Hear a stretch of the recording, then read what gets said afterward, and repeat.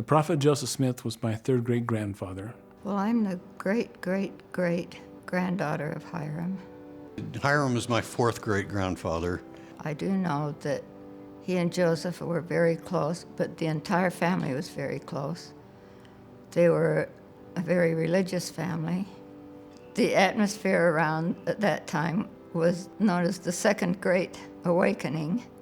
The different denominations of churches were competing with each other for members, each one claiming that they were the true church. Another one, they were the true church. And it was quite confusing. But Joseph's family checked out the different denominations. One of the best known stories in church history is the story of Joseph Smith reading James 1:5.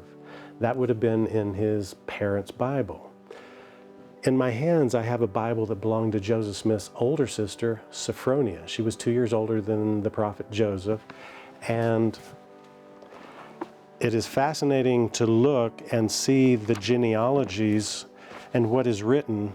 It says, Sophronia Smith, my wife, daughter of Joseph and Lucy Smith, was born May 16, 1803. And then if we turn the pages, we see Smith family genealogy that you will find in Sophronia Smith's 1826 family Bible that was printed in Saratoga Springs, New York. It is of interest to most people to see what the Bible looked like at the time of Joseph Smith when he read James 1:5. And here we can see, this is the King James Version of the Bible. And right there, verse 5, if any of you lack wisdom, let him ask of God, that giveth to all men liberally, and upbraideth not, and it shall be given him. So when Joseph was reading in the book of James, if any of you lack wisdom, let him ask of God. That's why he went into the grove and prayed and had the marvelous experience there.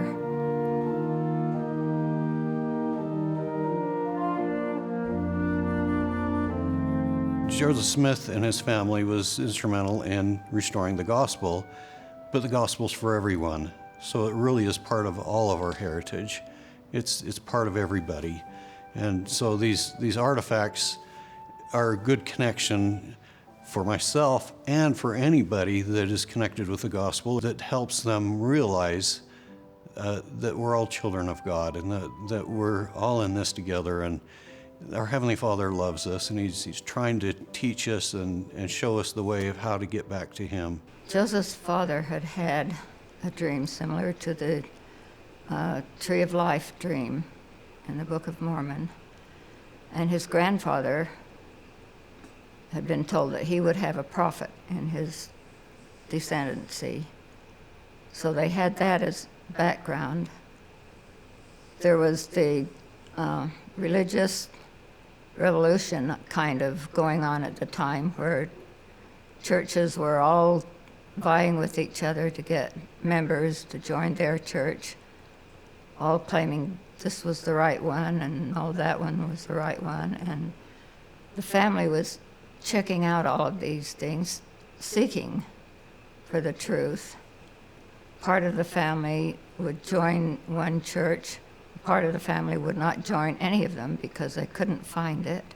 And that's why Joseph went to the grove after reading in the book of James, if any of you lack wisdom, let him ask of God. He thought, what better way to find out the true church than to ask him?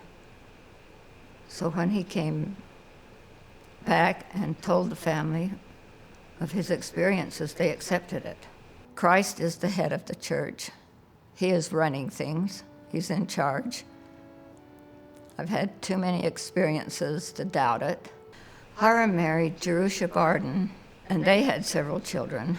Their son was also named Hiram.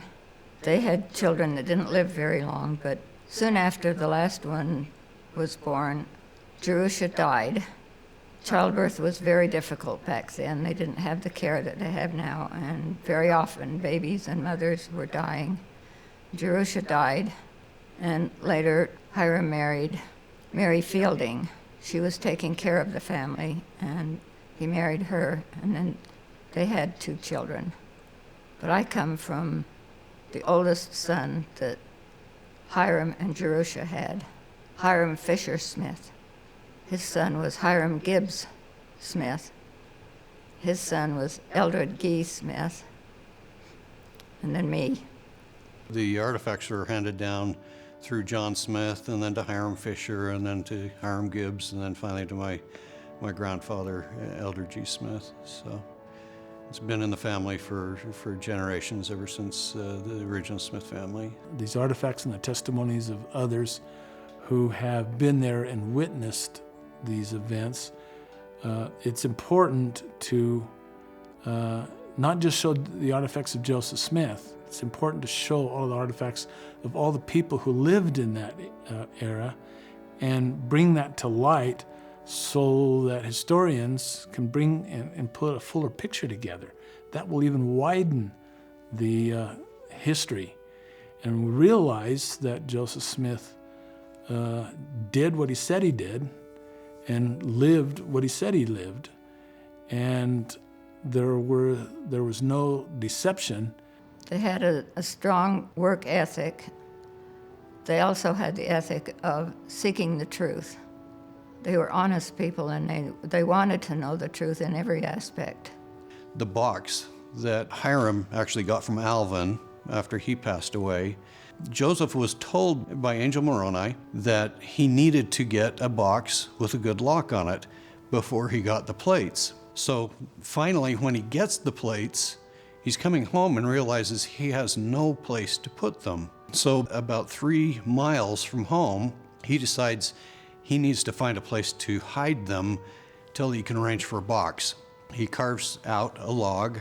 It's kind of a rotted log, so he kind of pulled the bark off, carved it out, put the plates in there, and then covered it up, made it so it looked natural there. And then he goes home, sends Don Carlos over to Hiram's house, says, "Hey, do you have a box I could borrow?" And Hiram says, "Oh yes, I've got this box." He was thinking of Alvin's box. So Joseph says, "Great." He goes to get the plates, and he comes back, and Hiram's not there. Well, Hiram's wife just had a baby days before, and he was there with family that were visiting for the baby. And so Don Carlos goes over to his house to find him, and he taps him on the shoulder, doesn't say a word, stands up, runs into the other room, dumps everything out of this box, sticks it on his shoulder, and walks out the door without telling anybody. He takes that box over, and the box actually is just the right size that Joseph can put the plates into. My father would display them and go take them to show people my entire life, but they were kept in the closet in the house. When I was very little, there was only one closet. It was kind of like a small room, and everything was in that closet: Christmas decorations, coats, and the relics. And as a small room, it had a light in it, so we would go in there, close the door and turn on the light and play with the artifacts. And they were out accessible as my kids were growing up, and they could go in. They became so personal to us that they were real, not just some old thing that's on a shelf. They were real things that we related to. Through the years, I did develop a lot of reverence and respect for the things, as I knew what they were and what they meant. They were still very, very personal to me, but I had a lot of reverence for them. When I was a child, my grandfather at times would pull the artifacts out to show us, and we really had a very personal connection with the artifacts. I represent the blood of the prophet Joseph Smith.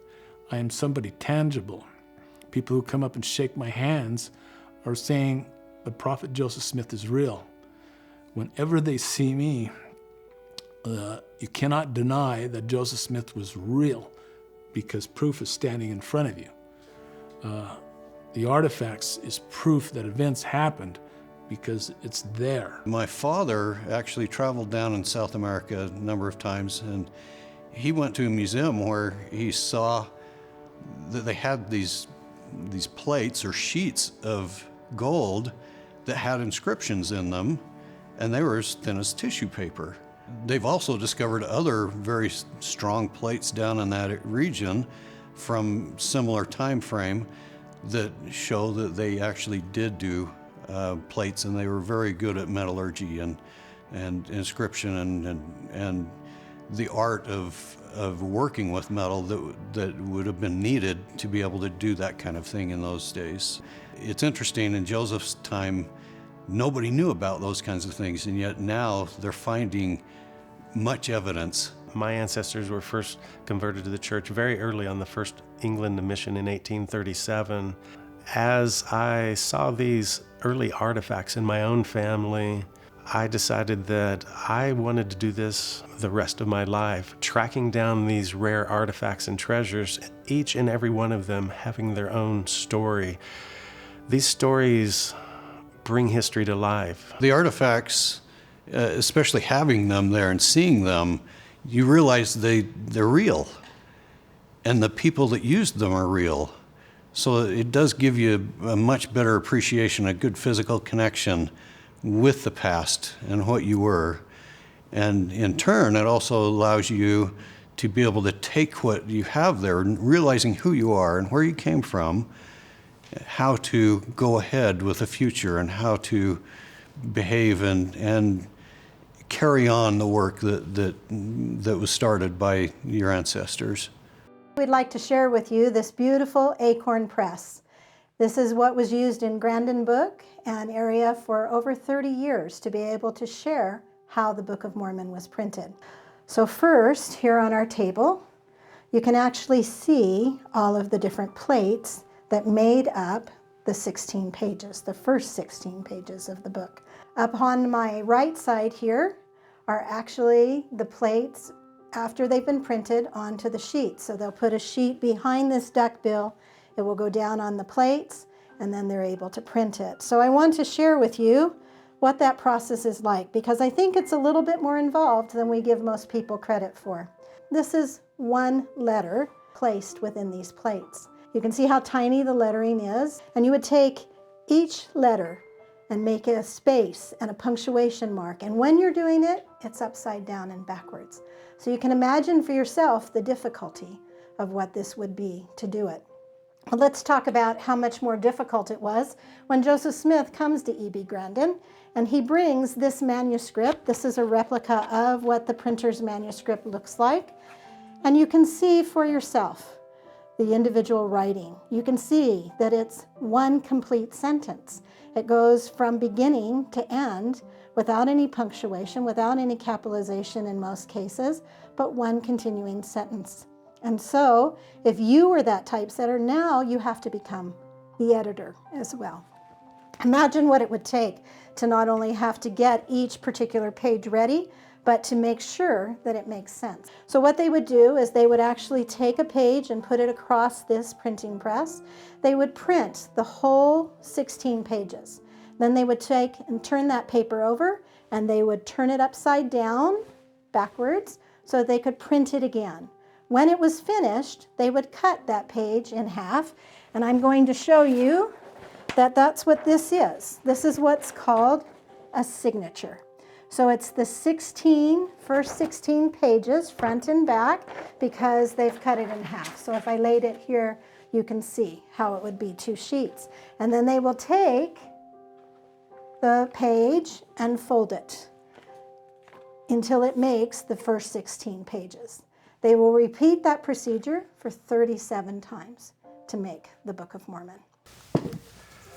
So the first edition copy of the Book of Mormon was printed. Came off the press March 26, 1830, and has a very simple title page, The Book of Mormon, printed in Palmyra, 1830. It shows Joseph Smith Jr. as the author and proprietor. Why? Because at that time period in New York, you could not get a copyright on a book that you translated. The Book of Mormon wasn't divided into our modern chapters and verses. That wouldn't happen until 1879, but this is what Samuel Smith took with him on that first mission. With no instructions, he filled up a knapsack full of copies of this Book of Mormon, first edition, filled them up, and then he went out that first day. He knocked on several doors, and every single person rejected his message. Nobody even let him in the door. At that evening, he goes into an inn to spend the night. When the innkeeper asked him what he was doing, he took that as a missionary opportunity, and he pulled out a copy of the Book of Mormon and says, "Sir, I am sharing the message in this book that my brother translated from plates of gold that he found buried in the ground." Now this startled the innkeeper, and he actually got irate with Samuel, and he physically removed him from his inn and says, "You will not stay in this inn with that book." What is Samuel going to do? It's 10 o'clock at night. He begins walking down the road. He sees an apple tree. He's so tired from walking probably 25, 30 miles that day that he went and he spent the night under the apple tree using that knapsack for a pillow. Well, like most missionaries, good days, bad days. But that was the first day of the first missionary, rejected by everybody. And there have been 2 million missionaries since, but Samuel was the first. Everybody wants to know about a first edition because we know that Joseph Smith was so involved with the printing and handing out of the book. The question is, where was this book? And if this book could talk, this book would say, "I spent the night under an apple tree." This copy is Samuel Smith's copy. Samuel H. Smith. Now that ownership book plate is from the time he was in Kirtland. This copy spent 4 generations in the Smith family before it left. Samuel referred to opening his book and showing people that he was one of the 8 witnesses. And if we go to the very end, you will notice the placement of the witness page is right after you finish reading it. You have read it, and now these people say, "We have seen the angel, we have seen the plates." These are the 3 witnesses. The 8 witnesses are on the back, and this story was told so many times by Samuel, you can see his name is starred and underlined, as if to say, "I am Samuel H. Smith, and I am one of the witnesses, and my brother translated this book by the gift and power of God." We have some of the artifacts had in our family that were from that area. One of them was the bell. Because they lived on farms and there wasn't the communication systems that we had, Lucy had a bell that she would ring to call people in for meals. Joseph Sr. also taught school for a while, and he used it as a school bell. W.W. Phelps' copy. Newell K. Whitney's copy. John Gilbert, who set the type. Elijah Fordham, miraculously healed. We have all of these books played a role in converting these men and their families. W.W. Phelps had a dream in 1823 that the truth would come from the ground, that there would be something that would bring about truth that I think inwardly he was yearning for. And so when he heard about this book coming out, he was just 12 miles away. He made the journey to the E.B. Grandin bookshop and purchased his own copy of the Book of Mormon. Now, W.W. Phelps was very involved in printing in the church, printing Messenger and Advocate. He was very useful, very helpful. And we know from internal notations on here that he used this book right here. He's doing some type of editorial marks when they reprinted part of the Book of Mormon in Messenger and Advocate. But these are all stalwart figures in early church history. When Joseph Smith arrived with his wife Emma in Kirtland, one of the first things he did was to walk into a general store and walked up to a man and said, "You've prayed me here, now what would you like?" And that man was Newell K. Whitney, and this is Newell K. Whitney's first edition copy of the Book of Mormon with his name, N.W. Whitney, right there. Another very helpful person, a man who allowed Joseph Smith to live with him, and he gave him material and financial support to help during the formative years of the Restoration. This gentleman who had married into the Catherine Smith family, and he brought us a shawl and also all of the family history of Catherine, who was Joseph Smith's sister, and mentioned to him that her mother, who was the Catherine descendant, had died, and now all those artifacts did not belong or was not in the family anymore. So he felt that it needed to come back to the Joseph Smith family.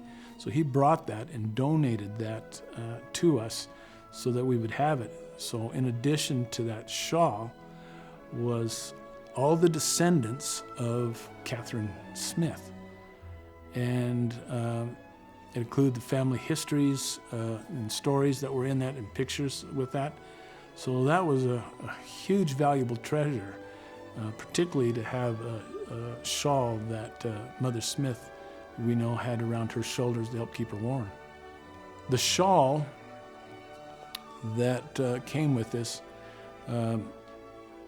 is the size of a good queen bed. And it's designed to fit over a bed to add some additional warmth. It's totally made of wool. But she would also fold it up and wrap it around her.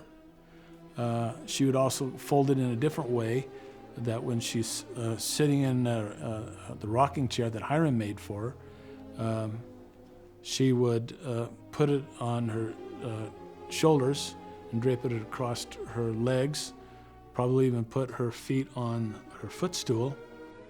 When we look through history, we're looking through this keyhole. And many times there's too many people who make assumptions of what happened in Joseph's and Emma's life and the first family of the church through that keyhole. And many testimonies have wavered and changed because of what they perceive. Well, technology and these artifacts have opened up that keyhole to a wider veil. We're still looking through a keyhole, but it's a lot wider. And I've witnessed, as a result, many people whose testimonies have wavered change because of the witness. They realize they were wrong. And so we're sometimes too quick to judgment to realize that the events that were sometimes told in history didn't happen the way they are, when in fact they did. And these artifacts and the testimonies of others who have been there and witnessed these events, it's important to not just show the artifacts of Joseph Smith or the family of Joseph Smith. It's important to show all the artifacts of all the people who lived in that era and bring that to light so that historians can bring and put a fuller picture together. That will even widen the history.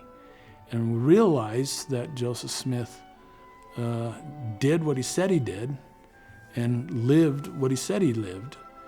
And there was no deception except how we perceived what somebody else is saying. I'm a personal witness of the change in people who are looking down and seeing these artifacts. I'm seeing my own family, my cousins, who didn't even know who their first cousins were, come together and become a family again because of seeing artifacts and other historical things that indicate there's no argument, there's no discussion. This is what happened. You now have to deal with the reality of the events testified without hanging your hat on something that was false.